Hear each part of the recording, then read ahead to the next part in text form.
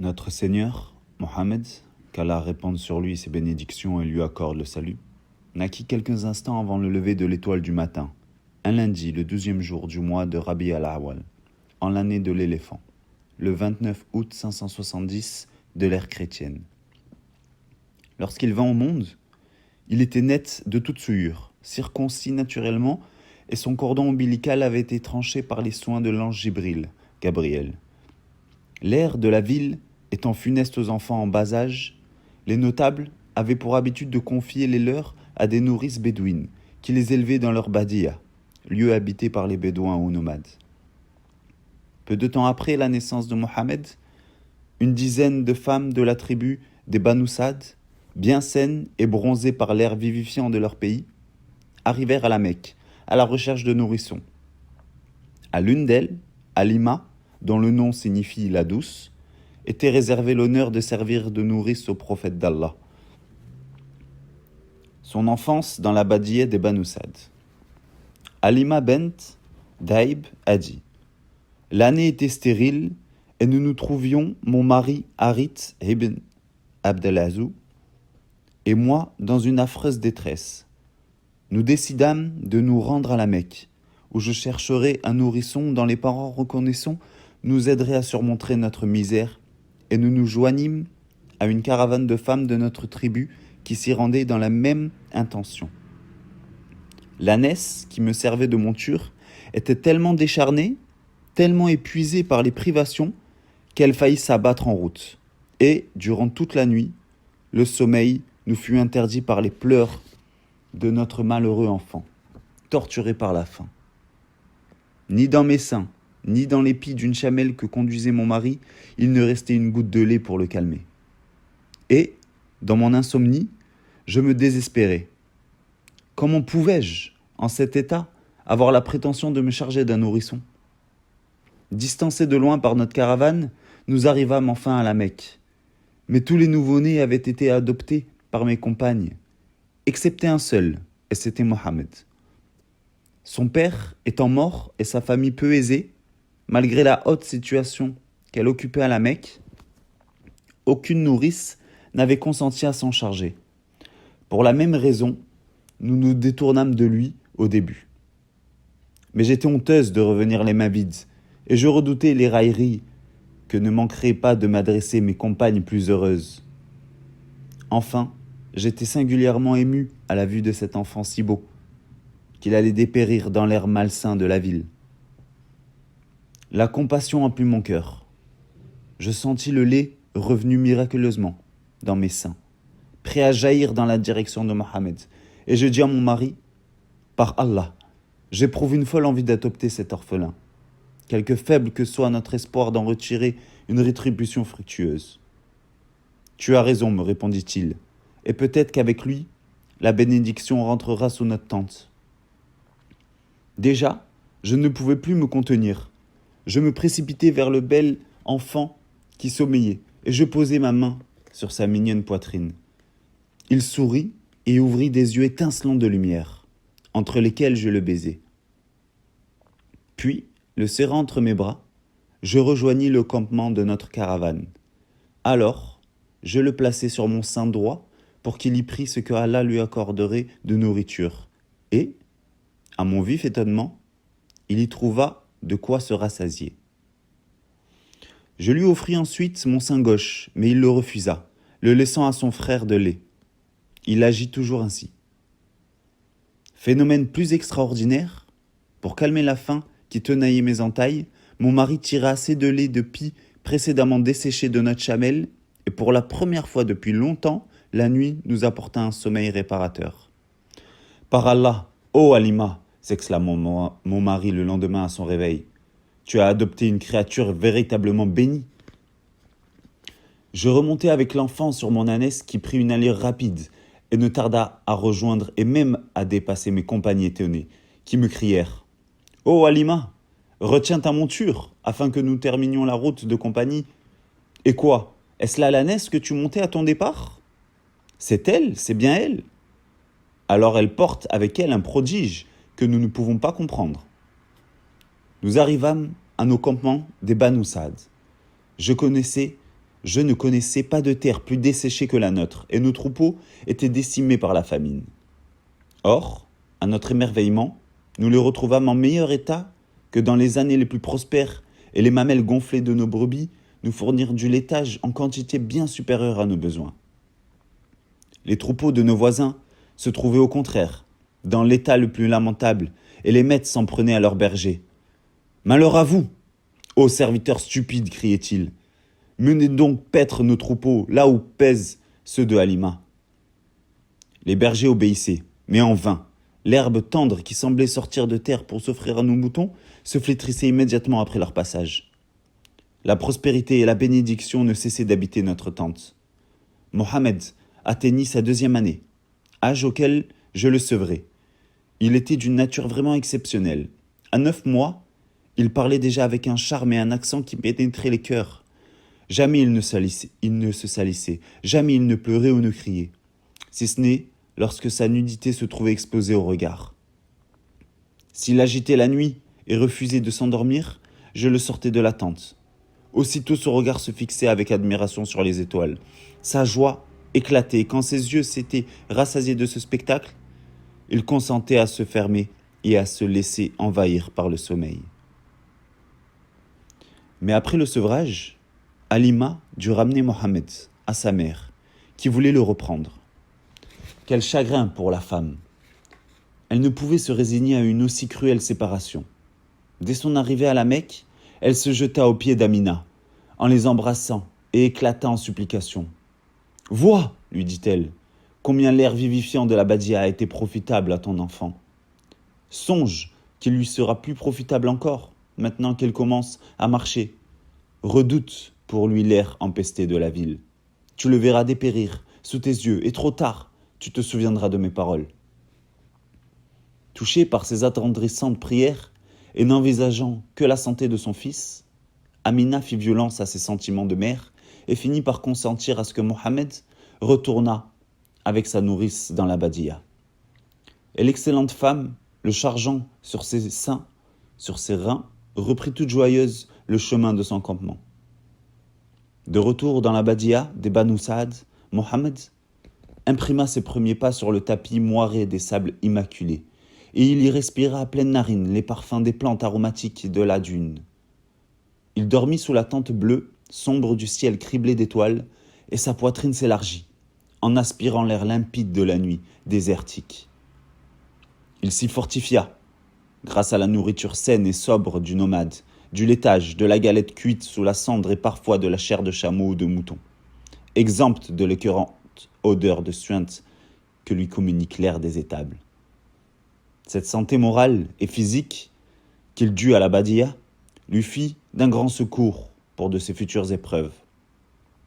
Il aimait à s'en souvenir et répétait souvent « Allah m'accorda 2 inappréciables faveurs, celle d'être né dans la tribu des Quraïch, la plus noble d'entre les tribus arabes, et celle d'avoir été élevé dans le pays des Banu Saad, le plus salubre de tout le Hijaz. » Et dans son esprit restèrent toujours gravées les images du désert qui impressionnèrent ses premiers regards lorsque, accompagné de jeunes nomades, il grimpait sur un rocher pour surveiller les troupeaux au pâturage. Pourtant, son caractère rêveur et médiatif s'accordait mal avec l'exubérance tapageuse des petits bédouins de son âge, et il préférait s'isoler de leur jeu pour errer tout seul dans les environs du campement. Mohammed et les 2 anges. Un matin, il partit avec son frère de lait pour mener au pâturage les troupeaux de ses parents nourriciers. Tout à coup, vers le milieu du jour, le petit camarade de Mohammed revint seul et, d'une voix entrecoupée par des hoquets de frayeur, cria à son père et à sa mère « Accourez vite! Mon frère le Quraïch s'étant écarté de nous suivant sa coutume, 2 hommes vêtus de blanc se sont emparés de lui, l'ont jeté à terre et lui ont fendu la poitrine. » Affolée, la pauvre Halima, suivie de son mari, courut, de toute vitesse, de ses jambes dans la direction indiquée par le jeune berger. Ils trouvèrent Mohammed, assis au sommet d'une colline. Il était parfaitement calme, mais son visage avait pris la couleur sinistre de la poussière dans laquelle nous devons tous rentrer. Ils l'embrassèrent tendrement et le pressèrent de questions. Qu'as-tu? Oh, notre enfant, que t'est-il arrivé? Pendant que je surveillais les moutons au pâturage, répondit-il, je vis apparaître 2 formes blanches que je pris d'abord pour 2 grands oiseaux. Puis, ces formes s'étant rapidement rapprochées, je reconnus mon erreur. C'étaient 2 hommes vêtus de tuniques d'une blancheur aveuglante. L'un d'eux dit à l'autre, en me désignant. Est-ce lui? Oui, c'est lui. Tandis que j'étais figé par l'effroi. Ils me saisirent, me couchèrent sur le sol et fendirent ma poitrine. Ils retirèrent alors de mon cœur un caillou noir, qu'ils rejetèrent au loin. Puis ils refermèrent ma poitrine et disparurent comme des fantômes. Les paroles d'Allah dans le Coran. Ne t'avons-nous point détendu ta poitrine? Nous t'avons déchargé de ton lourd fardeau qui a fait ployer ton dos. S'appliquèrent à cet incident.